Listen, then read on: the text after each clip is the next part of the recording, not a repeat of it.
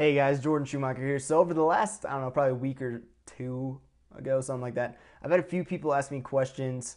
They're starting new campaigns on Facebook from scratch, like they've never run paid traffic to whatever product they're trying to sell before, and basically they don't really know the best way to start or the best way to kind of set up that campaign and set themselves up for success right from the start, because obviously they don't have any data, because it's the first time that they've run campaigns to that page or to that product or to that website. And so what I'm about to share with you is the system that I follow for every new campaign that I launch. It's the best way that I know of to launch a campaign cold. Like if you've never run traffic to a landing page or an offer before, you have no idea what part of that offer works, like what part of that sales funnel works and what doesn't, and because you have no prior data to benchmark your results against. And so if you don't do this, in my opinion, it's like you're trying to drive blind, right? Like it's pretty much going to be impossible to succeed. And so taking like an extra 10 minutes to do what I'm about to show you before you launch the campaign will literally save you hours of optimization a week, 2 weeks down the road. And so this is what I do for every new campaign that I launch. And it's really simple. And I'm going to change this screen now to show you a piece of paper so I can draw it out. All right, so how was that for some Hollywood special effects video editing? So basically, the process I'm going to show you, I'm going to show you how I map this out for like a pretty standard paid traffic campaign that goes landing page or add to landing page to webinar to sale. So your own funnel might look different, but the process is exactly the same. So basically, the first thing that I do is literally with a pen and a piece of paper, I just map out my sales funnel and all the steps, and I'll show you why in a minute. So for this one, like I mentioned, I'm a little bit of context here. Let's say I'm selling a $1,000 product. So ultimately, I have the ad, and then I just draw an arrow to the landing page, and then I draw an arrow to the webinar, and then I draw an arrow to the sale, which is a $1,000 sale. So I've got all steps, all stages of my sales funnel mapped out, end total of the end selling price of $1,000. So basically what I do then is I just reverse engineer my way down the sales funnel based on like industry standard conversion rates, because obviously like anytime you have a sales funnel, you're going to have X% of people click on your ad, will get to your landing page. X% of those people will actually complete the conversion on the landing page and move to the next step, and so on and so forth. Basically, you're going to lose people at all stages of the funnel. And so in order to properly optimize and understand the KPIs that you need to hit as you're launching a campaign, you need to map this out, because otherwise, like we're selling a $1,000 product here, for me to get enough statistical significance to determine whether or not my funnel is broken, if I'm basing it only off this selling price, I might need to spend $3 to $5 grand before I even have enough statistical significance to know that, hey, this is broken and I'm just losing money. Whereas if I do this reverse engineering, I can know with a relatively high degree of certainty that my ad prices are too high, and so then I can optimize that within a couple of days, spending maybe $50 versus spending $5,000. So we have a $1,000 product that we're selling from a webinar.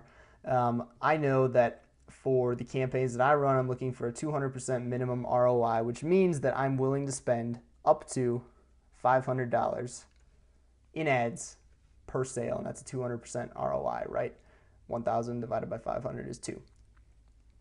And so I know now that on the typical webinar, conservatively speaking, and this is a very conservative number, let's say that a webinar converts at 1%, which means that if I'm willing to spend $500 to acquire a sale, and 1% of the people who view the webinar will actually purchase, that means that I'm willing to spend up to $5 per webinar registrant.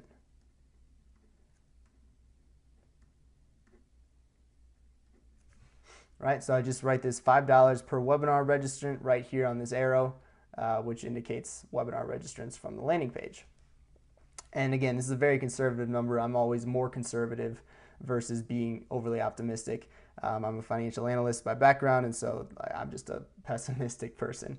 Anyways, we know that based on industry averages, the industry average for a landing page to a webinar is generally speaking around 20%, which means if 20% of the people who view this webinar, or excuse me, if 20% of the people who view this landing page sign up to the webinar, and I'm willing to pay up to $5 per webinar registrant, that means $5 times 20% means I am willing to spend $1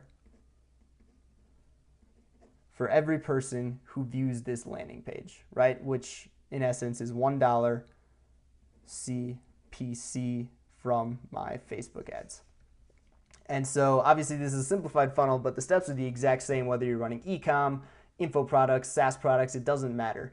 And by mapping out the sales funnel like this, you can see that, let's say you have a relatively low budget and you can only you can't optimize for sales, right? Because you don't have enough budget to optimize for, like, you don't have enough budget to run traffic that's going to get you 20 sales a week.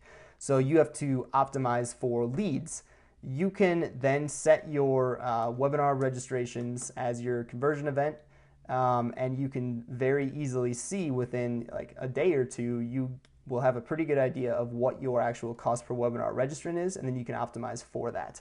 If your webinar registrants are coming in at, let's say, $10 per webinar registrant, well, that means